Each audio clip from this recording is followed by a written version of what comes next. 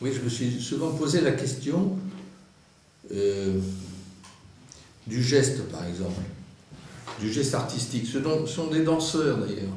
Je me souviens de Régine Chopineau à La Rochelle, qui était avec sa troupe de danse implantée là-bas, et elle était venue me voir à un concert. Et après, elle m'a dit, il faut qu'on se voit parce que tes gestes de chef d'orchestre, c'est quand même beaucoup de points communs avec la danse, avec des gestes liés à la danse.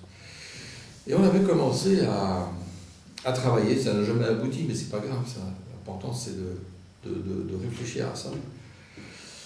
On me disait, est-ce qu'il pourrait y avoir un relais entre un danseur et un chef d'orchestre, et qu'est-ce que ça signifie? Je dis, mais c'est très important parce que c'est... Même Marius Constant, d'ailleurs, avait écrit une œuvre sur les chants de Maldoror, et le chef d'orchestre était un danseur sur une grande estrade qui improvisait, et il y avait des codes, et en fonction de là où il était ou de certains gestes, les musiciens avaient des partitions à jouer, mais c'était aléatoire, on va dire. Donc aussi, ça c'est important, différentes façons d'écrire la musique.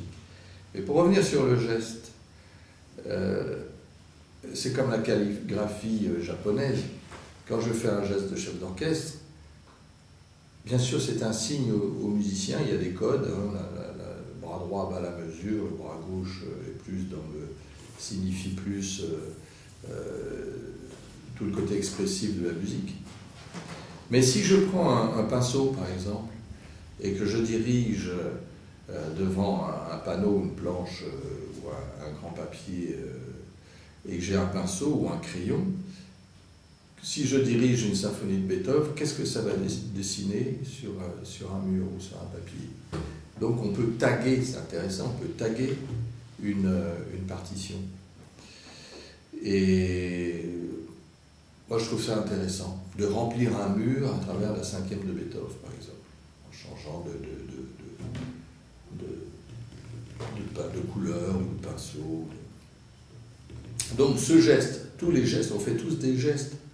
Un sportif fait des gestes, il y a une technique hein, pour envoyer un ballon dans les filets, et c'est une technique qu'il faut travailler exactement comme on fait des gammes.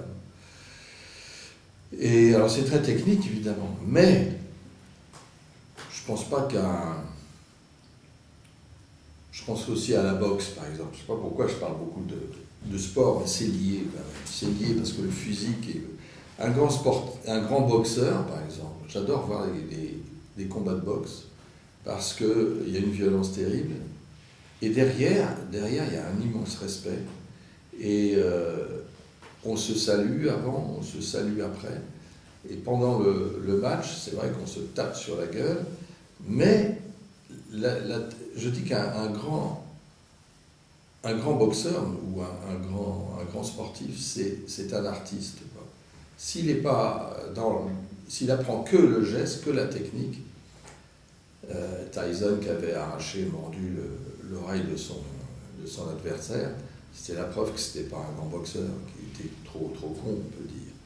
Voilà, alors qu'un grand boxeur, c'est celui qui respecte l'autre et qui, dans le respect, va lui casser la figure.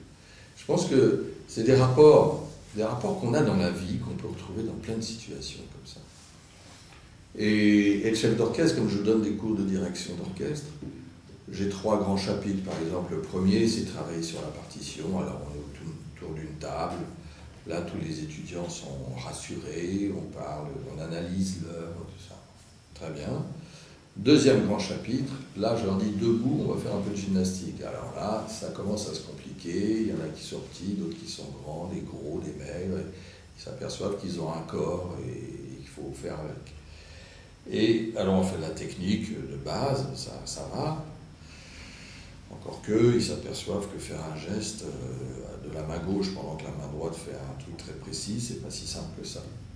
Mais le plus important, c'est le 3e grand chapitre. Là, je leur dis, je ne peux pas vous l'enseigner, c'est vous-même. Qu'est-ce que vous voulez faire de la direction? Qu'est-ce qui vous donne le droit de faire de la direction d'orchestre? Pourquoi? Pourquoi vous faire la direction d'orchestre? Parce que vous êtes en manque d'autorité, d'autoritarisme primaire. Ça, c'est débile, il vaut mieux arrêter tout de suite. Est-ce que vous voulez communiquer, raconter quoi à travers la direction d'orchestre? Et là se pose comment on communique. dans la mesure où on communique avec la parole, avec le verbe, quand on est metteur en scène. Bien sûr, il y a toujours derrière la technique du comédien ou du danseur. Mais le chef d'orchestre, c'est quand même étrange, puisque quand un chorégraphe a terminé sa chorégraphie, il n'est pas sur scène le jour du spectacle. Le metteur en scène non plus, très rarement. Il y avait Cantor, qui était un des seuls que j'ai vu sur scène, sur le côté, qui tenait même pendant le spectacle ses comédiens. Enfin, c'est rarissime. Alors que pour une symphonie, il y a toujours cette espèce de pantin qu'on voit de dos qui agite ses bras. Pour faire quoi? C'est quand même très curieux. Alors souvent on me dit, mais pourquoi les musiciens ont besoin d'un chef d'orchestre? C'est sûr, techniquement, quand il y a 80 ou 100 musiciens, ils ne se voient pas, ils ne s'entendent pas, ça risque de partir dans tous les sens. Mais je dis à mes étudiants, voilà, qu'est-ce que vous avez à raconter? Qu'est-ce qui vous donne le droit de monter sur une petite estrade pour raconter quoi? Et là, évidemment, je leur dis, là, je ne peux pas vous enseigner ça, parce que c'est vous-même. Si vous mettez un masque de dureté parce que vous croyez, vous vous sentez faible, timide et que vous n'osez pas, c'est foutu. Si vous mettez un masque de douceur parce que vous êtes agressif dans la vie, tout le temps de mauvais poil, ça ne marchera pas non plus. Il faut que la timidité, l'agressivité, tout ça, devienne quelque chose de positif et qui engendre, qui fait passer quelque chose et qui arrive à convaincre.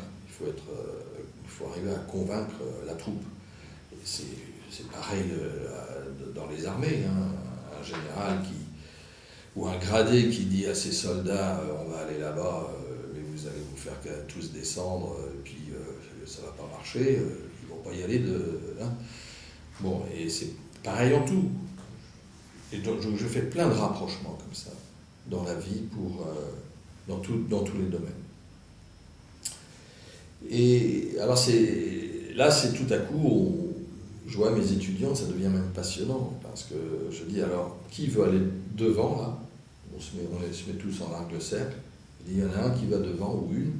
Il y a de plus en plus de filles qui font la direction d'orchestre, et qui sont d'ailleurs 1000 fois plus intéressantes que les garçons, parce qu'à 20 ans, elles arrivent avec beaucoup plus de naturel, et je dirais une autorité, j'aime pas ce mot, enfin, on pense ça comme ça, naturelle, qui marche très bien.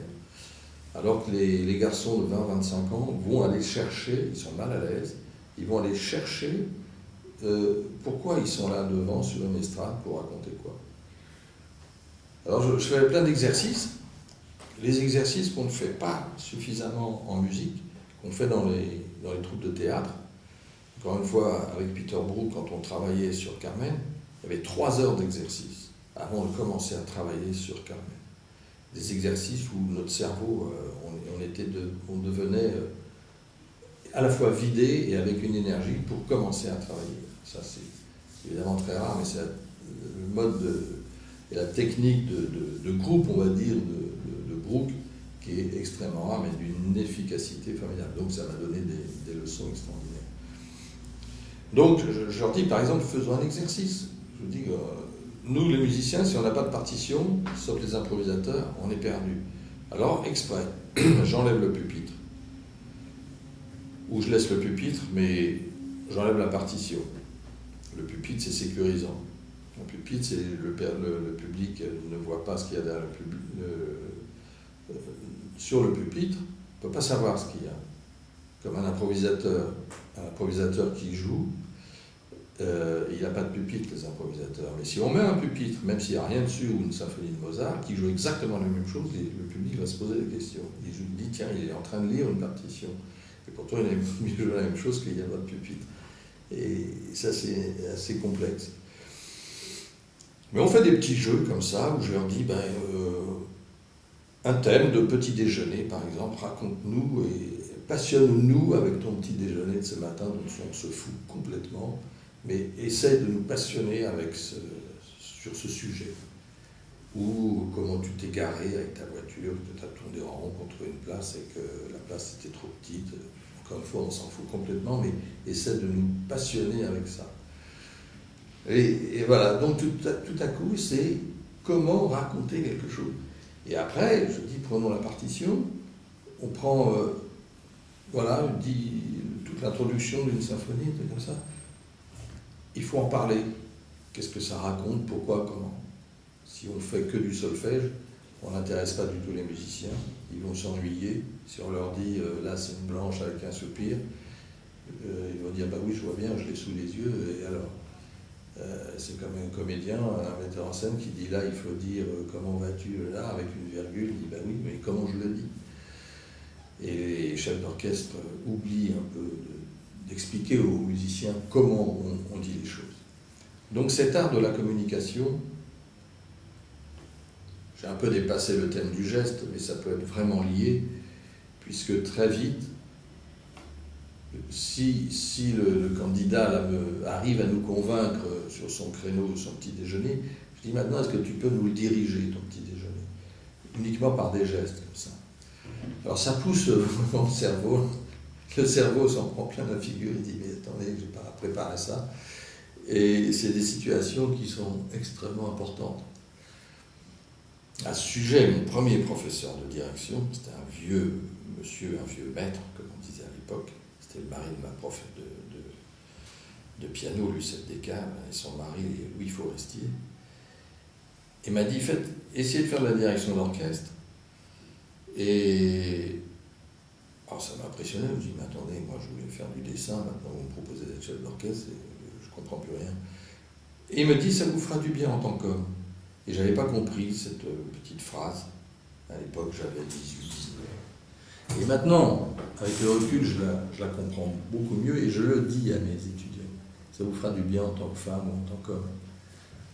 Parce que cette réflexion, je disais, au niveau des relations, du regard, du geste, ça devient une habitude de vie, un tic dans la vie, pour rentrer aussi bien chez le boulanger que pour communiquer. Et c'est vrai que ça m'a aidé énormément, la direction d'orchestre, quand j'étais directeur de conservatoire, devant les profs, devant l'association de parents d'élèves, qui viennent tous pour râler, vous n'avez que des gens qui vous disent que ça ne va pas, tout ça. Donc,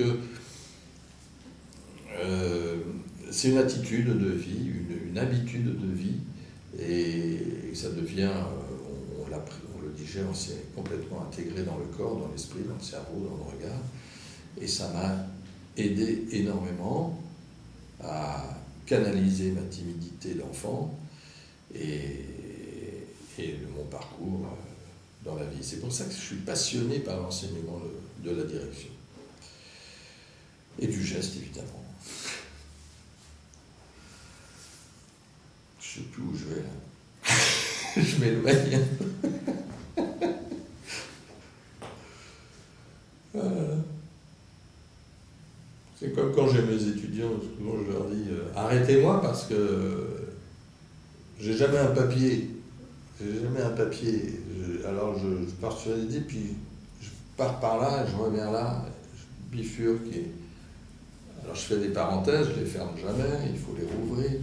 Alors je dis à mes étudiants, arrêtez-moi, dis stop, parce que on va partir, je ne sais pas où.